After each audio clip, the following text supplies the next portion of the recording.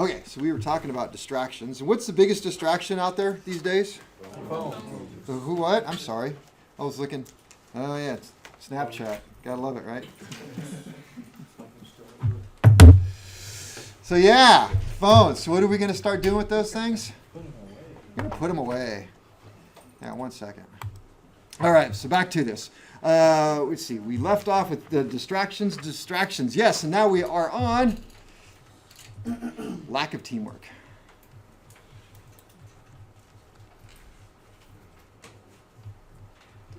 Remember yesterday I was talking about how we had this silly rule and the boss said something about, hey, you're going to get somebody inspected, even you got to go up and grab, the seal out of the house who's 90 years old to come down to the airport and look at something. You got to get somebody. Well, that's about teamwork, right? And I told you about how I depend on other people. Sometimes I ask somebody, hey, can you look over my work? I am depending on that person. It's important and vital to me, my career, safety of the aircraft, so you're part of that team.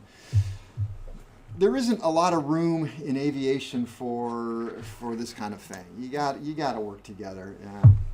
That's what it is. So lack of teamwork is obviously lack of working together. Lack of working together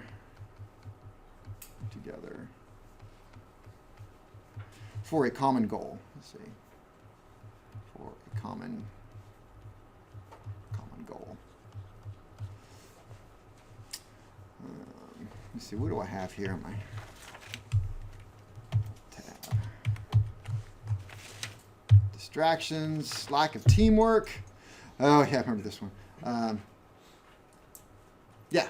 Why is this one separated from lack of communication? Well, as I mentioned yesterday, a lot of these sort of melt into the same thing to me. And I almost have a hard time distinguishing. Well, which one did you compare it to? Communication. Okay, why is teamwork communication? Well, communication, you and I could be on the same team and we both have the same goal. We're working together and we care a lot about each other and the product, but we don't talk real well. So you can see how that's communication. But maybe we communicate really well at a turnover, but yet I'm out to get you. I don't like you. So, when you mess up, I'm going to let the mess up go. Or I see you doing something that you shouldn't be doing, or, maybe like moving an aircraft. And I'm working, I'm like you're moving an aircraft. I'm like, he doesn't have wing walkers, idiot. Okay. And then you bump the wing, which we've got scenario after scenario where aircraft are pushed into hangars and, nearly destroyed. So I don't help you out. That's lack of teamwork. No. I guess I could turn it into a good communication and say, hey, idiot, stop that. But that's not nice. Oh, yeah. So on-time departures are very important for airlines. It's prudent to have wing walkers. It's funny that I used a wing walker, and there it was. Watching the action during the pushback. They are vital members of the team. So when you move an aircraft, right, if you've never done it, I hate moving aircraft. It's one of the things that when it came time to move an aircraft to the tug, that's usually when I had to go to the bathroom. You want to get that? I gotta go. Because it's very difficult. Easy to damage an aircraft, and you always want to have, especially large aircraft, somebody on each wing. You'll notice if you fly commercial, they always have wing walkers on the front and on the back. Everybody looking at something. It's very difficult to watch both wings and the tail at the same time. And so anyway, here we are. So let's see, there are times in airlines allow the tug driver to conduct the pushback alone because there are no wing markers available. This is just the case. Can you see the lav truck parked behind the left engine? So right here's the left engine, and here's the poop truck right over here, the lav truck. This represents about $250,000 worth of damage. And I worked with a guy who said it takes a whole lot of attaboys to make up for one aw shit. He was right. All right, so what are my safety nets? Safety net. All right, this is kind of funny because you brought it up. Communication. Communicate. Hey, I need help. I need someone to watch this. This is what's going on. Follow procedures. You're going to see that following procedures is a big deal because almost every accident involves some sort of failure to follow procedures at some point. I think it was James Reason in his accident investigation they talk about the chain of events. And every time there's some accident, there's always this series of events that happen. And, it always starts with, well, somebody was running a little bit late. Somebody didn't have a book. Somebody didn't do this. Somebody, until the accident happens. And they say, well, if any one of these people anywhere down the chain would have stopped and that wouldn't have been the case, then the accident wouldn't have happened. All right, confirm duties. I said duty. Duties. Again, never assume somebody's doing something. Hey, I'm going to do this. You're going to do that. I'm going to tug the aircraft. You're going to watch the right wing. You're going to watch the left wing. You're going to watch the tail. Mm-hmm. That way we don't get into problems. It seems stupid, but then the tail hits and like, well, I thought you were watching the tail. No, I was watching the wing. Well, then why were you back at the tail? Because I can see the wing better from the tail. You can see the wing better from the wing. No, so anyway. All right. Fatigue. All right, now we're getting into the stuff that's really going to start affecting you immediately. Fatigue. What's this guy say? I'm glad this double shift is over. Nope, I don't have any interesting things for that. It's just fatigue. So fatigue. So how many, again, of you work? Feeling a little bit tired already? Yeah. Yep. No, you told us not to be frustrated, so now I'm excited. So fatigue is obvious. Weariness from labor, exertion. You're what, Rich? Excited? Excited? N-E-R-V-O-U. Nervous? Nervous exhaustion?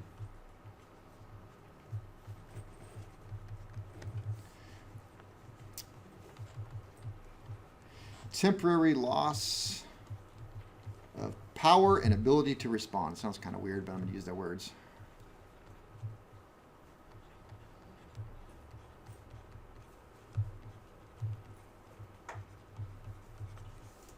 You familiar with circadian rhythms?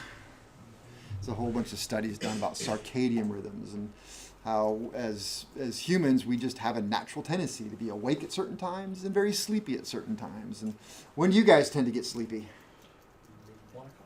1 o'clock. It's horrible for me about 1 o'clock. I will just, yeah. A lot of cultures takes naps at 1. I think they're much wiser than we are. I suppose that a really bad time to put you in a warm classroom and listen to somebody monotone speak and take notes would be probably right about 7:30 or 8 o'clock, isn't it? But yet, that's what we do. All right, so what are some symptoms? Instead of safety net, now we have symptoms.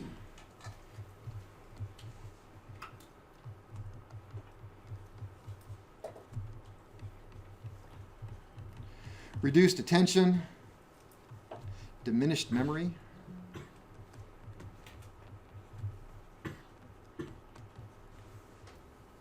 moody,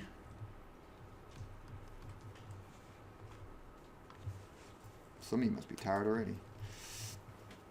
Low situational awareness. What is situational awareness?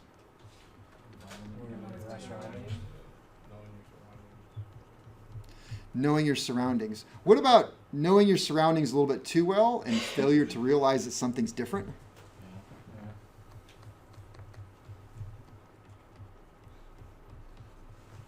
I remember being very tired one day. We had an aircraft in the hangar. I don't remember why it was there forever, but it was up on jacks, so it didn't move. So it was really stationary for a very long time. Aero Commander, that's what it was. Aero Commander. So it's kind of it's a high wing airplane and a twin engine. So the engines are out on the wings and it's prop driven, and so. So I had gotten used to working on this thing in one position for so long and walking through, and I don't know, didn't have a cell phone back then, but I think I was looking at a clipboard, just so used to walking around. Somebody had moved the props on it, and I came around the corner and I hit that prop so hard my head stopped hurting yesterday, and that was like 20 years ago. I think I hit it so hard I was a little concerned we were gonna have to do a prop strike inspection on the prop. I hit it that hard. I think it even moved on the, but low situational awareness. Hey, I noticed some people walked in late. Did you clock in? Try to. Our new because we're supposed to be in which class right now? Over there, we went over there. You went over there? Yeah. Well, we pulled your time cards because at 3:30. So you need to go find Kelly and ask her where your time card is. Safety net. Well, first of all, be aware of the symptoms.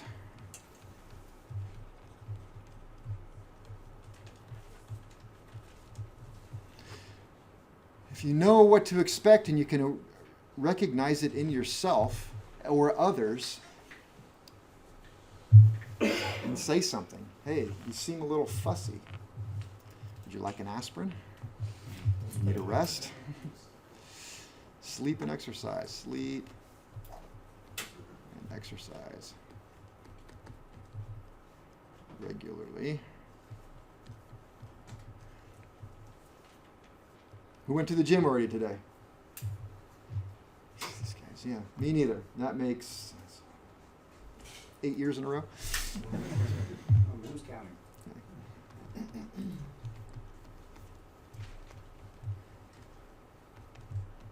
Have someone check your work. There's nothing wrong with saying that. You know, coming up to somebody you trust. Hey, look, I didn't sleep at all last night. My cat is sick. Had a hairball. Was worried. I was up all night. Can you check my work? Probably shouldn't be here. Should probably go home. All right, another one. Lack of resources. Lack of resources. What are we on? 5, 6, 7. All right, we're getting through there. Lack of resources. Fatigue. Lack of resources. Let me see. Where we at? We still have something stock of left skids. I guess this will have to. Oh, we still have no stock of left skids. I guess so. He's got a right skid and a left pontoon. All right, so here we go. Lack of resources. Well, this lack of resource came to light during the Alaska Flight 261 crash. It was not the cause of the crash. It was just discovered during the investigation. It doesn't make much better. The accident aircraft's jack screw wear was measured with a tool not provided by the manufacturer. This would be a lack of resources, a lack of an important tool.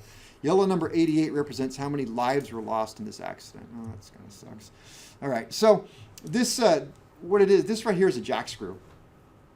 And just taken from what this talks about, I'm sure this jack screw, yeah, it does. It goes to the horizontal stabilizer. So in an aircraft, all aircraft, and you even talked about those little pulleys in the back of mine, it's part of the same system. You want to be able to trim an aircraft. So if I get into my aircraft by myself and I'm flying with a certain fuel load, I want it balanced. I don't have to keep pulling back on the stick or pushing forward on the stick the whole flight. I want to be able to fly it hands off, right? So when I fly hands off, it flies straight and hopefully level. I mean, sometimes it wander off left or right. Mine doesn't have trim on that. Other planes do. But I don't want to do that. So then I stop somewhere. Now my fuel load's kind of low, and I decide to take, Hannah wants to go for a ride. But if you guys know Hannah never goes anywhere without her lucky bag of rocks. So she gets in the airplane, throws her lucky bag of rocks in the back of the airplane. It's now the airplane's tail heavy, and I take off, and it keeps wanting to go up. So I got to push forward the whole time. I get tired. I can't drink my beer while I'm flying. And so we always had, so I don't want to push forward. So there's a little wheel. I push the little wheel till the nose goes down. It moves a little thing in the back of my airplane. This one, it moves the whole stabilizer. Adjust it so that you don't have to hold it, and it flies straight and level. So what happens is if this jack screw, and there's been many accidents this way, I think that's what's going on with the 737 MAX. They're having uncommanded ups and downs. But on some of these airplanes, the jack screw will actually go uncommanded and force the nose down, and the pilots can't overcome that. Or it gets stuck in a position and they're trying to fight it. So apparently on this one, you're supposed to measure the wear of the jack screw with a manufactured tool. And there's a lot of things in aviation, little tiny tools. I'm thinking about Cessnas with their retractable landing gear. It's just this little tiny tool. I'm going to fit in the palm of my hand, and they're like, can't even find them, and they're hundreds of dollars. The Lycomings that I worked a lot on, they have the intake tubes. You have to swedge them. That came to mind. And those tools are like $5,000 to do a little swedge thing. And so people are always trying to figure out a way around it. They can't find the tool. What do we do? Well, that's what was going on here. Somebody made their own tool. Hey, look, this works almost the same as the one from the manufacturer, and and it was about to cause an accident, but something else crashed, and they figured it out. All right, lack of resources. Failure to use proper tools. Or acquire the appropriate tool.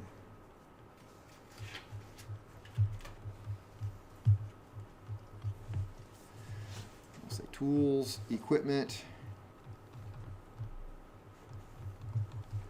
information, and procedures.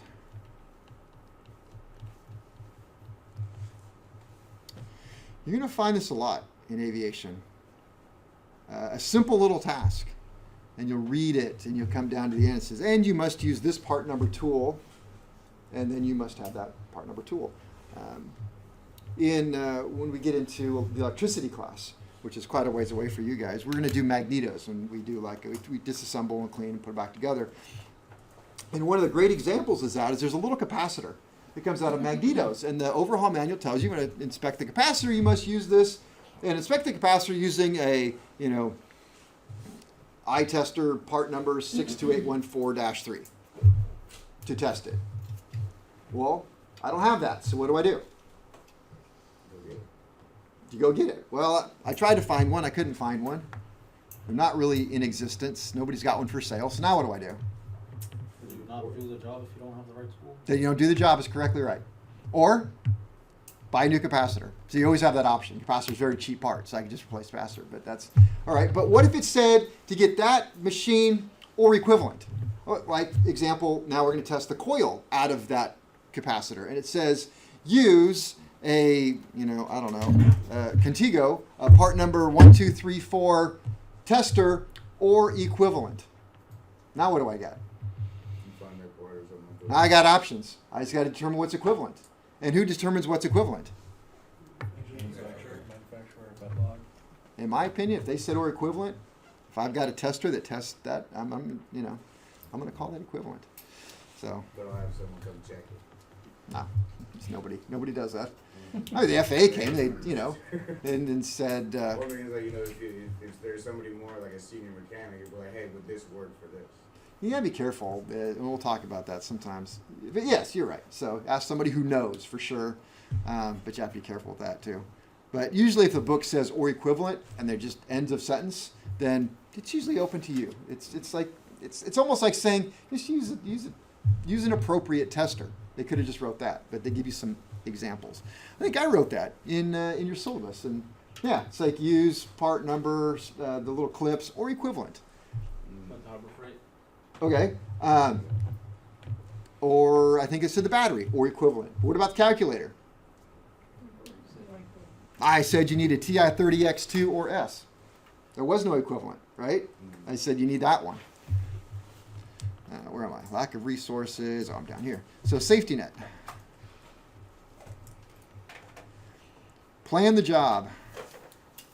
Plan the job. Plan the job to make sure parts. I'm going to say parts and tools are available.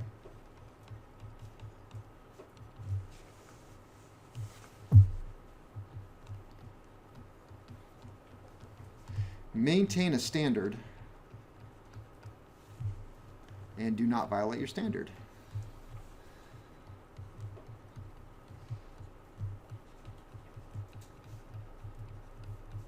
Not violate your standard. All right, that reminds me of something. Told you I love the FAA. Okay, I'm going to FAASafety.gov. And if you go to FAASafety.gov, you guys should do this. There we go. So create an account on FAASafety.gov. And they have it both for pilots and mechanics. So we're going to look at mechanic stuff. So I'm going to go to maintenance hangar. My AMT. So every year, it needs to really be into this, and they kind of got away from it. It's kind of sad. but I still do it. Every year you can get an award, and it's just a piece of paper. You can see mine. I forgot to put in a bunch of stuff, so I ended up with the bronze. But every year you can do this training, and you guys are going to college. You get college credit. It'll ask you, to upload and prove that you took some sort of college credit about aviation. And every year they have a core course. If I go to this core course, and what this is every year the FAA decides ahead of time what they're interested in this year. Like if we go back through the core courses, a couple years ago it was about exhaust. Confused before that, it was about maintenance run-ups, doing proper run-ups. This year it's about maintenance error. I haven't done this yet, but I will do it. I think a lot of what I'm doing right here came from a core course or I know I get a lot of information from that. But anyway, some of these are really well done, and I highly encourage it. I was applying for something with the FAA at one point, and that was question number 1. Do you participate in the awards program? As an employer, if I was hiring somebody, that's one of the first questions I'd ask. Hey, do you do the awards program? It kind of says to me, if somebody who's interested in the awards program is interested in safety and learning and continuing education. If I'm looking at somebody who's been in the industry for 10, 15 years, I say, do you do this? And they go, no.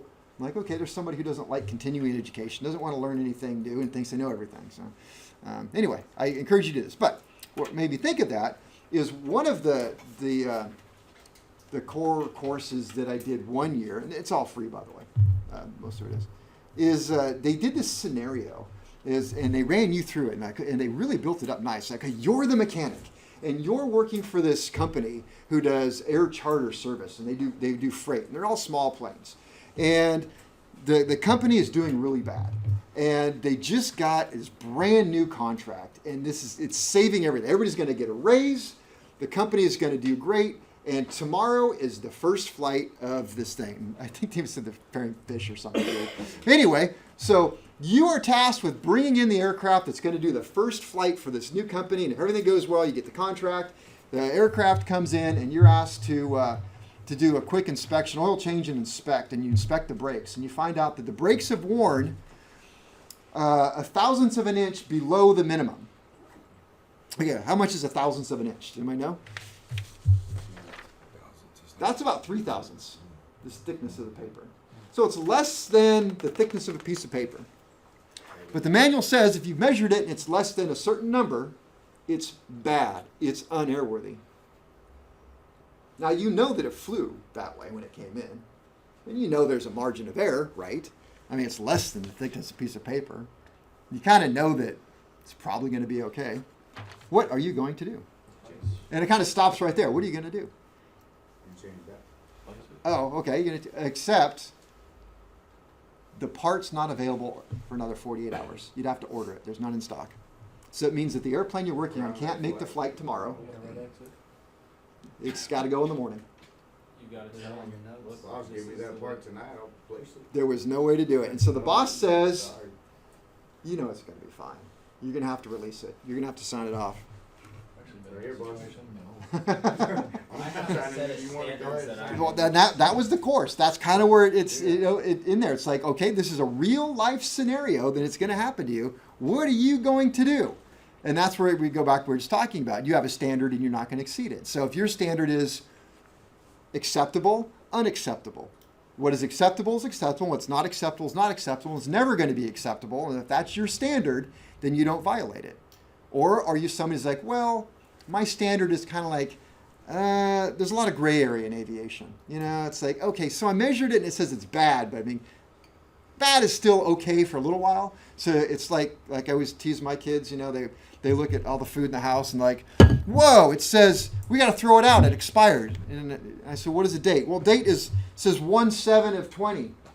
I said, well, okay, it's not expired. It says best when used by. So yesterday was best. Today is just better. I said another week it's going to be acceptable, and then 2 weeks from now it will be unacceptable. So it's still good.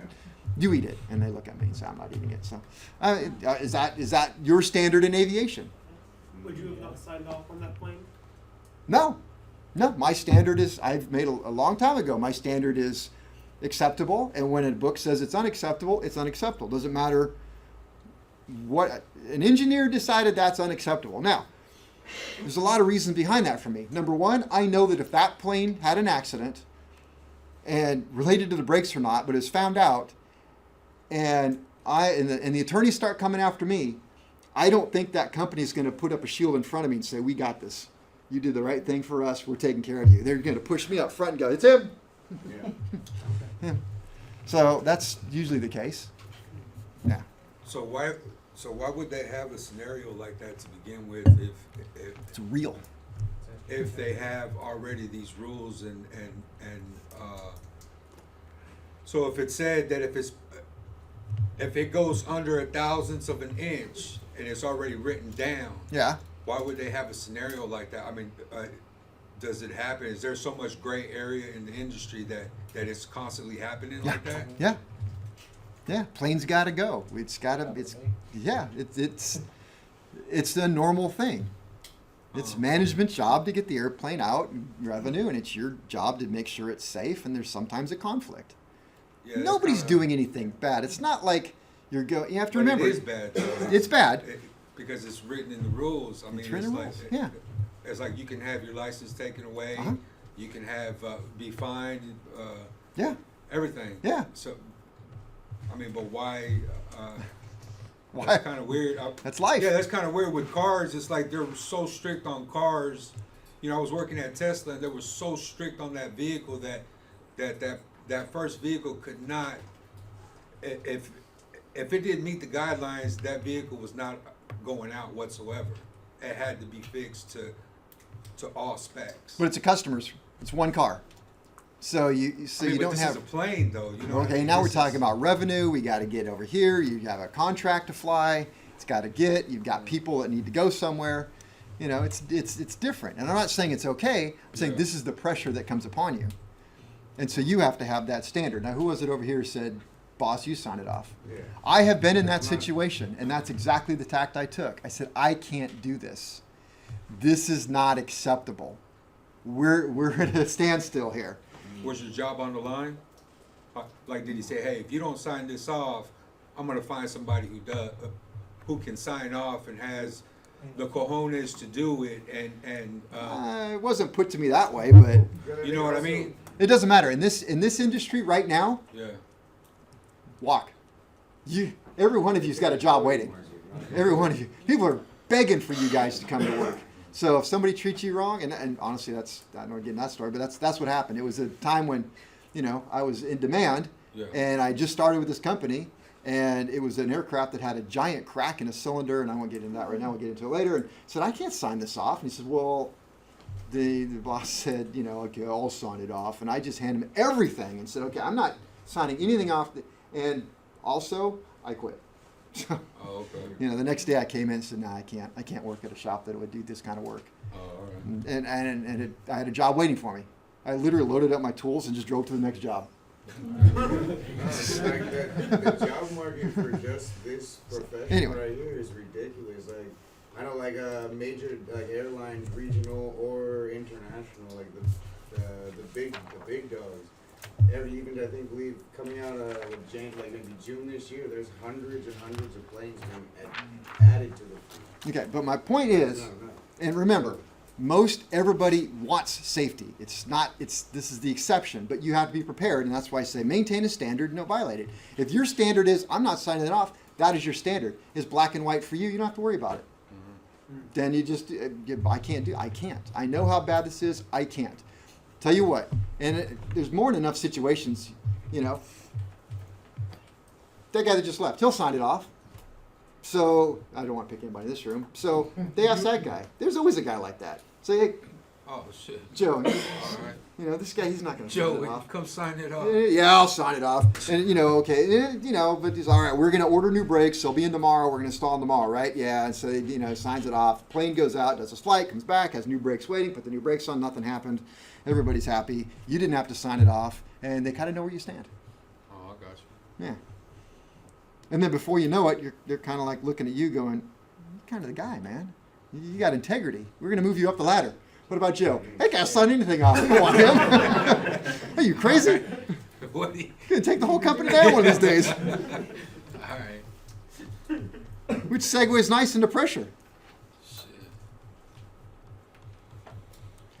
creating a sense of urgency or haste. Urgency or haste. I had a manager who was just, Can you scroll up real quick? yeah. Hey. I had a manager who was just famous for this. I mean, he would just come out just screaming and hollering, and people, we need to get this plane out, and okay, we're working on that. Just so I know, what is the urgency? Why does the pilot need this plane so bad? The owner, let's talk about this and see if we can come to a solution here. Well, he needs a flight tonight. Okay, got that. Where's he going? Thinking maybe I'll give him a ride, if that's what it's going to take. Well, he's got to go to Willow's to get a hamburger. Okay, we're going to get a hamburger here in his airplane staying. Or sometimes I've actually called the customer myself. Hey, it's Kevin over at, and working on your airplane. Hey, really trying hard to get it done. I can't tell you how many times this has happened. I've actually done that. And, just want to know, we're trying to meet your schedule. What schedule are you talking about, Kevin? I'm out of town. I'm not needing the airplane for another month. Oh, okay, no, we got it. We'll get it done the next few days and get it to your hangar for you. Yeah, that'd be great. That's what I asked for. All right, so. Then I go to the big boss and say, that guy is something else. Where am I at? But again, it's more of not the norm. We're at pressure. Okay. Oh yeah, let's see. I'm writing this one now because this is going to be you. I just need to get this done. All right, so let's bring it back to where you are, all right? In just a few days, we're going to be nearing the end of this program. So in a week from now, it'll be a Tuesday, and you're going to be looking at your project sheet. Some of you are going to be thinking, what am I going to be done? What am I going to do when I'm done with this? Because I'm almost done. I'm bored. And the rest of you are going to be thinking, oh crap, I am not going to pass 309. I have been messing around too much. I have been doing what I need to be doing in lab. You're spending time studying in lab for tests when you should be doing work. You spend time in lab reading material where you should have read it at home. And so now you realize you didn't get anything done, and you're bringing me crap. And you bring me something to sign off and say, is this good enough, Kevin? And I always say, what am I, the checker of things need to be checked? Means it good enough. That's part of the program. You want to be a mechanic who signs off things on your own. You tell me, is it good enough? And you kind of like, yeah, hopefully I don't know any better. And guess what? I know better. And I'm going to look at it and say, this is garbage. I wouldn't accept this. And I hand it back to you. Come on, man. I just need to get this done. Somebody in here, I will hear that at least, usually half a dozen times per semester. I just need to get this done. Is that the attitude we want to have? And you know what I'm going to say to you? I'm going to point to all the posters on the wall, and I'm going to say, so which one of the dirty dozen are we dealing with right now? And you're going to go, pressure. And then you're going to do it again. And you're going to do it almost right. And you're going to bring it up to me, and I'm going to look at it and go, that's better, but it's not airworthy. Try it again. And then you do it a third time. The third time you're going to come up, it's going to be gorgeous. And I'm going to look at that and say, that is A quality work. How come you didn't do that 2 trips ago? Now I'm going to give you a C because I had to check it 3 times, and it took you 3 times as long. That's exactly how it works. I'm not making that up. So, Do it twice. what's that? Say do it right or do it twice. That's 3 times. Yeah, no, but I mean, do it right the first time, or you're gonna have to do it again. So, You have to do it again. so can I warn you about that? I treat everything in lab just, I can't separate lab from the way it is out in the hangar when I'm working on real airplanes. I don't know, it's just the way I'm kind of wired. So it does not matter to me if it's the last day of 309, and if you can't get this project done, you don't pass. I'm sad for you, but I'm not going to accept less than airworthy quality because that's my standard, and I want you to have the same standard. So please don't say that. I just need to get this done. Actually, please do say it. I'm like, safety net. Safety net. Okay, so first of all, make sure pressure is not self-induced.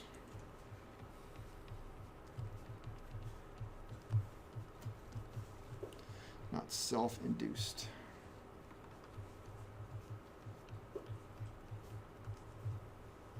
What do I mean by that? How many people feel pressure right now? All right.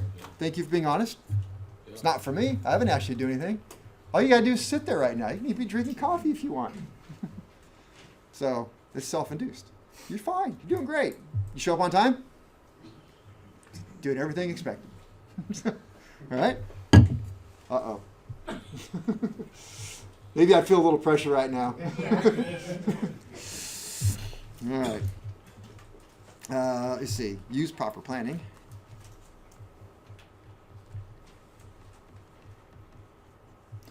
As a junior mechanic, you're not really allowed to plan a whole lot, but do as much as you can.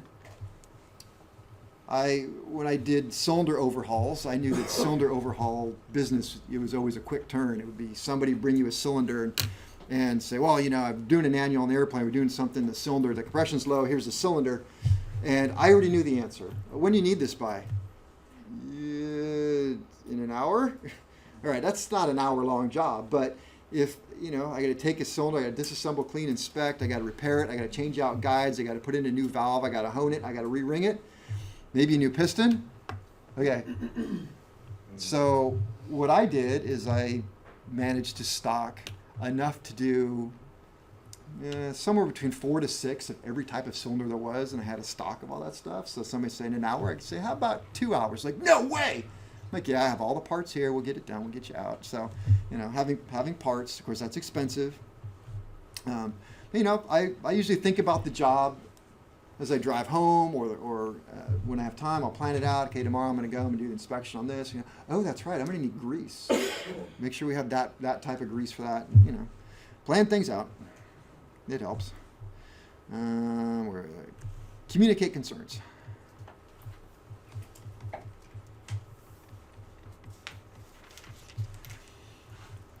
As in, why?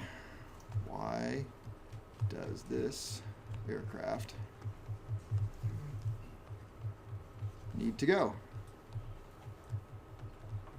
That happened to me so many times. Everybody's stressed out. Boss is yelling. Oops. And, you know, we've got to get it out. Why do we have to get it out? We promised it would go out. Could you do me a favor and call the customer and see if they don't mind? Oh, yeah, I could do that. Maybe we'll call the customer, come back out. No, the customer didn't care. They're totally fine. All right, so we have some room to work with here. Yeah, you're fine. And problem alleviated. Ask for help. You don't have to go it alone. If you're behind on something and something's promised out, and you know you've got a deadline to meet, and there's nothing wrong with grabbing the boss, grabbing somebody and saying, hey, could I need a little help over here. The boss says, oh, I did not realize that you were falling behind. Let me give you 2 or 3 people. Has an employer ever asked you to pick up a tool or some type of supply on your way to work? Oh, all the time. Yeah. Especially small shops. Small shops. It's teamwork. It's working together. You know? Yeah, all the time. And I did so much of that. At one point, the boss just gave me a company credit card for just put gas in your car. Just start putting on the company. You do a bunch of that stuff. So, oh yeah. And then remember this. Say no. Say no. Just say no. Whose license? Yep. I'm going to say license. Oops, your license. It's your license. You're the one that's going to lose it. All right. And that segues nice into lack of assertiveness.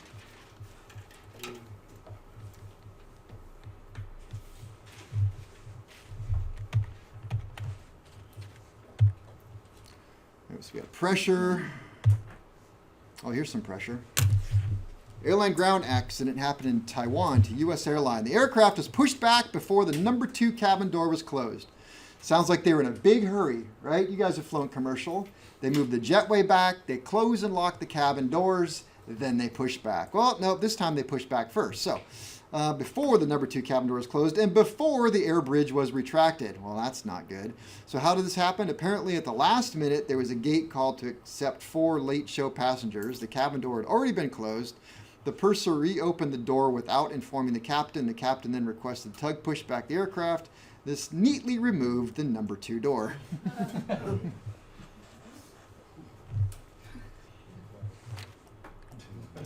So I'll tell you, this is a joke, all right? And sometimes we joke about things like, well, then you get a door depart light. Okay, there's not really a little light that says the door just departed the aircraft. But the bigger joke is, or you get a wing depart light or an engine depart light. I have to tell you, it's a joke because I had a student, fantastic students. I mean, one of our best. And it was like days before graduation, and she came to me and she goes, look, I know I can trust you. She goes, just don't laugh at me. Is there really such thing as a wing depart light? Of course there is. No, Of course. Lack of assertiveness. Let's see. Oh, I remember this one. So some of these are more fun if you can if I didn't put all the pictures together, but for the sake of time. So if you just look at this one here, you just got looks like a little golf cart and a golf cart and an ambulance all shoved together. You think, what does this have to do with aviation? Like I did, and then you realize, well, there's some sort of engine here. Oh, it is aviation, but then here's the mishap that might not find its way in the headlines. Ambulance pushes 2 golf carts. Well, this mishap may not find its way to the headlines. An ambulance pushes 2 golf carts together, causing minor damage to the golf carts and the ambulance. You need to ask yourself the question, what caused the ambulance to squeeze the golf carts? Well, look at the aircraft engine nacelle. Nacelle is the thing around the engine. See how it has pushed the ambulance forward, why this happened. Notice the red line painted on the ramp. That red line. Let's see. What is no, it's red line painted on the ramp just behind the policeman. It defines the safety area where vehicles are not to park. What do we do as the ramp or maintenance people who witness ambulance park or safety area? Well, obviously, there is a more to this story. Let's see.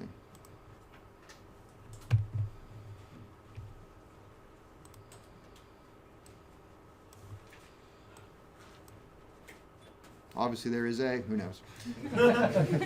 There is a something. Whatever. Obviously, there's a reason for the red line. That's what I was going to say. Trust me. There we go. Now it makes sense. All right. All right, so lack of assertiveness. And I guess that one comes in lack of assertiveness because, as a society, we're kind of trained to like, well, if it's emergency equipment, they can go wherever they want, when you should come up to the ambulance crew and say, you can't be on the side of the red line. So, all right, lack of, okay, here's the key word, positive communication of one's ideas,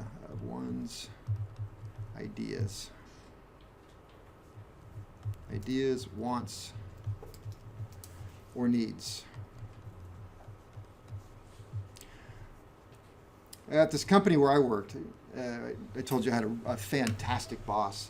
And so I would kind of do like this new employee orientation, which pretty much went like this. I'd pull him aside and say, listen, you don't realize what a great guy we work for, but but like any boss, there's pressure on them, the financial pressure that flows down to us. And sometimes, he may ask you to do something or something that you don't feel comfortable with.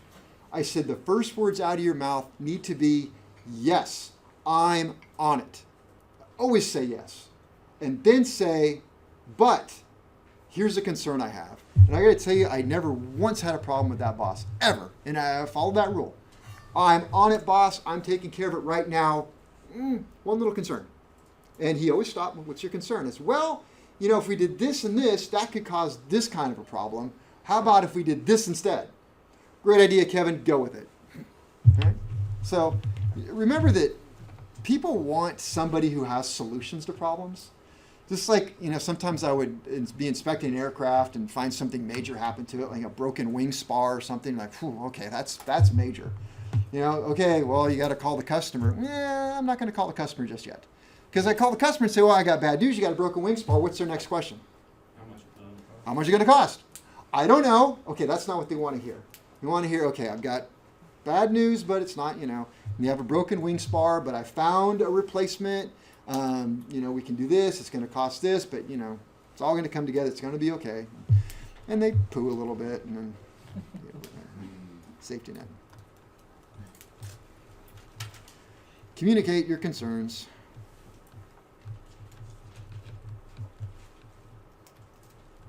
Positively. Remember that, the positive thing. Don't be a butt about it.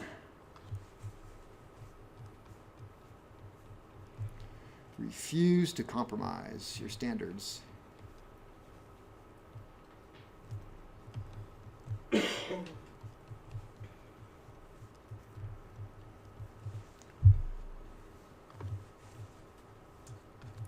Stress.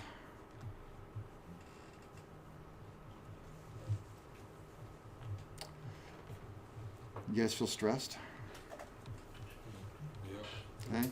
I'm stressed that we're not going to get through all this material. I'm stressed that all of you won't get into 310.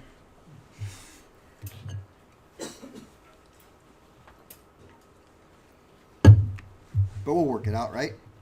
Stress, mental, emotional, physical.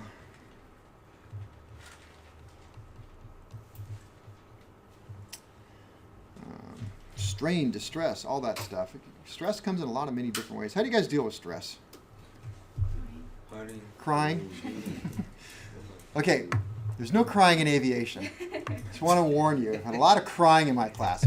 Yes, for some reason I make people cry. It rusts the crankshafts.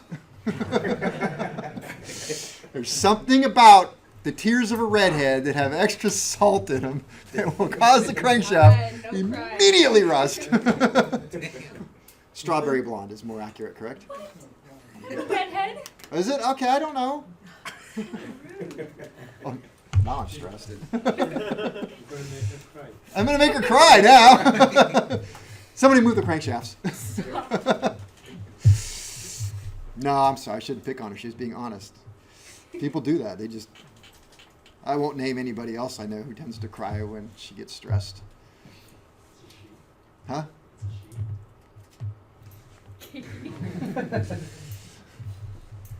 Yeah, sometimes she's crying. You better run. Come out swinging. Stress. How about drowning your sorrows? As long as we got a next day off. Yeah, that's a slippery slope there. Not So- the healthiest way. You know, honestly, what? Okay, so and I know people do that, and just find a bottle. In aviation, one of the best ways when I get stressed, and you get stressed. Things got to get done. You're worried about a job. You make a mistake. It's going to cost money. You get stressed. It's good to have a friend who you're working with who you can come up to and say, "Hey, man, I'm just so freaking stressed, man. I was just doing this job, and this happened and stuff." And I had people come up to me like that. So I'd laugh. I'm like, "It's not funny." I'm like, "I don't mean it's funny. It's just like, really? You want to know what I just did? That's nothing. Want to trade problems?" And like, no, they're happy and they're laughing. And okay, no, everybody's happy. So Mutually beneficial. yeah, so just talk it through with somebody. Sometimes we see things, we globalize, and everything's terrible, and it's not so bad. You can try that in here. Come up to me. "Hey, I'm stressed. I got these projects. I got this and that." And I'm gonna look at it and go, "Okay, well, you realize that you're in front of the whole class right now, and you've got, and you're gonna finish 3 days early. Now I got to find something for you to do. Let's talk about stress." So sometimes it's not so bad, but I'm not going to minimize it. Sometimes you'll come up to me and say, "I'm really stressed. I may not get all my projects done." I'm gonna look at it and go, "Well, it's the last day, and you have 4 left, so you're right." You got good cause for stress. Be prepared for the job. That can mean a lot of things. Make sure you have the right tools, parts, equipment. A lot of times for me, it means that I got plenty of rest, that I'm not facing what I have to do completely exhausted going into it, that I'm mentally prepared for what I have to do. You guys are mean. Sometimes I do have to cry in my car before I walk in here. I'm prepared. View the problem rationally. It's easier said than done. Sometimes things seem pretty bad, but they're not that bad. Take a break. I liked working at one shop where we didn't actually have breaks. The boss just said, "Take a break when you want a break." Because I didn't like stopping in the middle of things. I just was happy working. And then when I was in between a couple of things, and I would, a machine's doing something over here, and I'm watching it, and that's drying, and this is heating, and I just, okay, take a break, walk outside, drink a cup of coffee, go talk to someone. Like, yeah, I'm taking a break in a logical point. I'm ready to take one. Exercise. Here we get this exercise. I don't like the people who wrote this. Oh, guess I was right. Talk with someone. It's like I know what I'm going to say. Let me see. Do we have anything here? Stress. Do we have some stress here? Stress.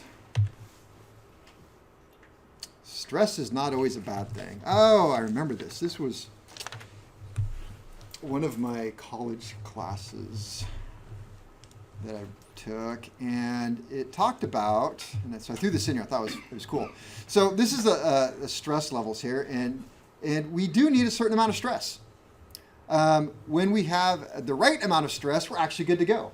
So could you imagine if I had absolutely zero stress and I was in a complete and total relaxed state of mind right now, and I was somewhere over here? Then my lectures would probably really suck, and you would have death by PowerPoint, and I would just sit here and read the PowerPoint slides. But I have a little bit of stress, apparently. You want just enough. I think I'm right about here. So could be a little bit more. Maybe I'll have some coffee. That'll get me over here. And so it's stress. It keeps us awake, keeps us active, keeps us going. So a little bit of stress is good. We get too much stress, and then we get fixation and causation. So we fixate on something. We completely miss the big picture. So stress, a little bit of stress. All right. So stress. So where we are now, we're going to talk about, let's see. No, we're not stress. We did stress. And we're going to pause this.